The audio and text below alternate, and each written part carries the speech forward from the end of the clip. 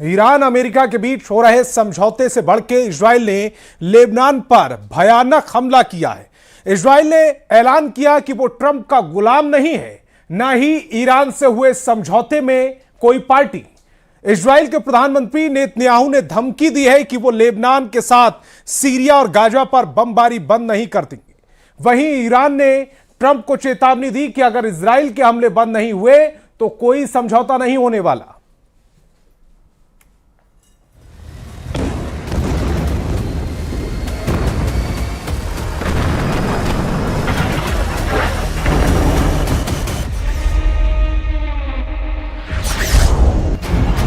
Lebanon में Israel के धमाकों ने नेतन्याहू के इरादे साफ कर दिए हैं। मैसेज साफ है कि बम और जहाज अमेरिका का होगा, फाइटर जेट का पायलट इजराइल का होगा और अगला टारगेट ईरान होगा। क्योंकि ट्रंप के ईरान से डील को नेतन्याहू किसी भी कीमत पर फाइनल स्टेज तक नहीं पहुंचने देंगे।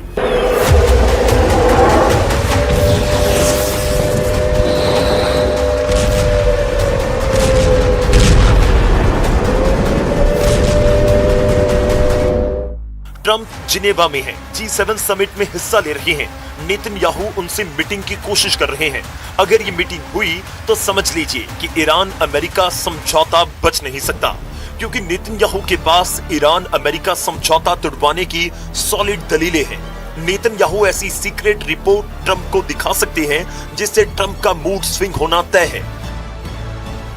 What are the expectations for Israel? Can this deal survive if Israel attacks Lebanon? It can, and I consider that the minor war. Iran's a big one, but we have that a little pinprick out there that constantly rears its head, and that's Hezbollah. वैसे भी Iran से deal एक तरफा deal कर Trump अपनों का गुस्सा झेल रहे हैं, क्योंकि जिन वजहों से युद्ध भड़का, जिन वजहों से अमेरिका ने सारे जंगी हथियार खाड़ी में उतार दिए, उनका कोई इलाज इस समझौते से नहीं हुआ। ईरान अमेरिका समझौते में एटम बम पर बात नहीं हुई है। ईरान का मिसाइल प्रोग्राम समझौते में शामिल नहीं है। ईरान के लड़ाका ग्रुप का मुद्दा समझौते में शामिल नहीं है। इजराइल के किसी रुख को समझौते में शामिल नहीं किया गया है। समझौते में ईरान को हर्जाना देने की बात नहीं की गई है। ये सबसे अहम शर्तें हैं, समझौते में इनका कोई जिक्र नहीं है। तो फिर ट्रंप ने ईरान से क्या समझौता कर लिया? किस बात पर दोनों देश युद्ध का अंत कर रहे हैं? क्या सबसे जरूरी और अहम मुद्दों को अनसुलझा छोड़कर ट्रंप ईरान इजराइल को शांत रख पाएंगे? यकीनन नहीं, क्योंकि ये लड़ाई जिन वजहों से छिड़ी वो 10 की 10 है। ईरान इजराइल की दुश्मनी पहले से कहीं ज्यादा खतरनाक मोड़ पर है। ईरान ने ऐलान किया कि अगर लेबनान में इजराइल ने हमले बंद नहीं किए तो 19 जून को होने जा रहा समझौता का फुल एंड फाइनल बेमानी हो जाएगा।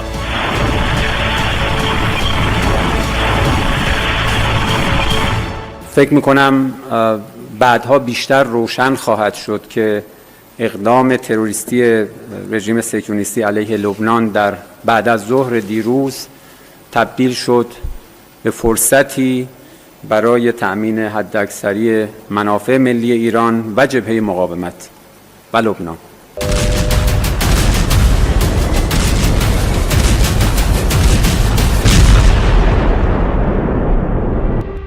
ईरान के इरादे इजराइल को मालूम है, इसलिए नेतन्याहू भी धमकी दे रहे हैं कि अमेरिका ईरान चाहे जैसी डील करें, इजराइल अपने दुश्मनों को बख्शने वाला नहीं। इजराइल ने धमकी दी है कि अब लेबनान जैसे गाजा और सीरिया को भी दहलाया जाएगा। הקמנו רצועות ביטחון עמוקות סביב מדינת ישראל. עשינו זאת בעזה, בלבנון, בסוריה, שם אגב חיסלנו את כל הנשק של צבא אסד, שהיה חוליה מרכזית בציר הרשע. ואני רוצה להעביר, אנחנו נשאר ברצועות הביטחון ככל שידרש כדי להגן על המדינה שלנו.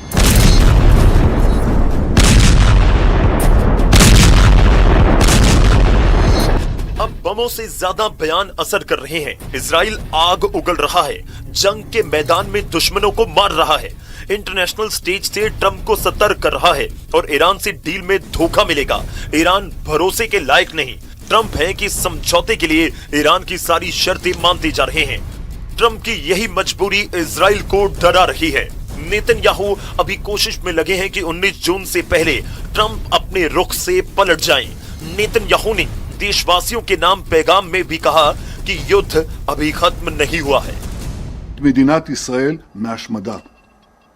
אבל אני אומר לכם, אזרחי ישראל, המאבק לא תם ונשלם. אנחנו נצטרך להמשיך לעמוד על המשמר, להמשיך להיות חזקים ונחושים, להגן על עצמנו ככל שידרש.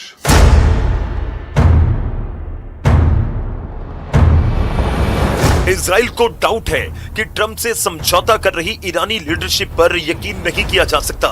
इजराइल को सुप्रीम लीडर मुस्तफा के अंडरग्राउंड रहने का मतलब भी समझ नहीं आ रहा है।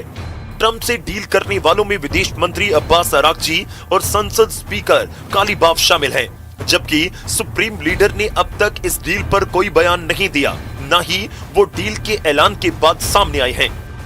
ईरान अमेरिका में समझौता फाइनल हो रहा है, लेकिन मुस्तफा खामेनेई अब तक अंडरग्राउंड क्यों हैं?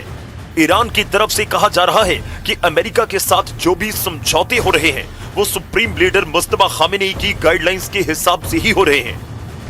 ईरान में अब भी सर्वे सर्वा मुस्तफा खामेनेई है। अगर समझौते पर उनकी मोहर नहीं लगती तो समझौता कागजी साबित होगा। वैसे भी सुप्रीम लीडर बनने के बाद मुस्तफा ने ऐलान किया था कि एटमी प्रोग्राम ईरान की जमीन जैसा है, जिसे किसी भी हाल में दुश्मनों को नहीं दिया जाएगा, न ही ईरान अपने एटमी प्रोग्राम को बंद करने वाला है। IAEA के मुताबिक जून 2025 तक ईरान के पास करीब 440.9 किलोग्राम 60% संवर्धित यूरेनियम था। ईरान का कुल संवर्धित यूरेनियम भंडार लगभग 4700 किलोग्राम से ज्यादा का बताया गया था। 60% संवर्धन यूरेनियम से एटम बम बनाया जाता है। अब अमेरिकी एजेंसी अनुमान लगा रही है कि ईरान को यूरेनियम को बम में बदलने, विस्फोटक तंत्र और डिलीवरी सिस्टम तैयार करने में केवल चंद महीने लग सकते हैं। ईरान एटम बम बनाएगा तो क्या वो दुश्मनों से बदला नहीं लेगा? ईरान की लीडरशिप ने धमकी दे रखी है कि समझौता हो या नहीं, ईरान अमेरिका को कभी माफ नहीं करने वाला। ईरान को अपने सुप्रीम लीडर अली खामेनी की शहादत का हिसाब लेना है। ईरान को युद्ध में मारे गए 55 से ज्यादा कमांडर और लीडर की मौत का बदला लेना है। عدم اجرای توافقات رو داریم، سابقه پاره کردن توافقات رو داریم، همه اینها در ذهن ما وجود داره. ما برنامه مذاکرات رو و اجرای تفاهمی که به دست آمده رو بر اساس بی‌اعتمادی میگذاریم، بر اساس بدعهدی‌های گذشته و تجربیاتی که داریم میگذاریم. در این حال سعی میکنیم که هر چقدر میتونیم برای کشور पश्चिमी मीडिया के मुताबिक ईरान पीस डील को लेकर ट्रंप की अपनी ही रिपब्लिकन पार्टी के नेता आग बबूला हो गए हैं। ट्रंप के सबसे वफादार सेनेटर लिंडसे ग्राहम ने भी चेतावनी दे दी है। उन्होंने कहा कि इस डील पर संसद में वोटिंग होनी ही चाहिए। इतना ही नहीं, ट्रंप के सबसे बड़े पैरोकार और फॉक्स न्यूज के स्टार एंकर मार्क लेविन तो लाइव शो में अपना आपा ही खो बैठे। मार्क लेविन ने सीधे ट्रंप प्रशासन को चुनौती देते हुए कहा कि आखिर इस डील में ऐसा क्या काला है जिसे छिपाया जा रहा है। The agreement says they are not getting a single dime of American money. That's just not what this is. What the agreement does say, Sean, is again, if the Iranians behave, and if there are sanctions relief, and if the Iranians are integrated into the world economy, we would invite other countries, not us, but other countries to invest in their country. Trump के पूर्व विदेश मंत्री Mike Pompeo भी Iran deal में खतरा ही खतरा दिखा रहे हैं। तो उधर अमेरिका की प्रमुख मैगजीन नेशनल रिव्यू ने भी ट्रंप पर निशाना साधा और तीखा हमला बोला। मैगजीन ने साफ लिखा कि ट्रंप ईरान को यूरेनियम संवर्धन की छूट दे रहे हैं और मिसाइल प्रोग्राम पर भी चुप हैं। ये हूबहू ओबामा की वही नाकाम डील है जिसे ट्रंप ने अपने पहले कार्यकाल में फाड़ फेंका था। Obama took a shot and said, I don't think this deal is any better than the deal we had before. The JCPOA was dramatically different than what you were describing here tonight.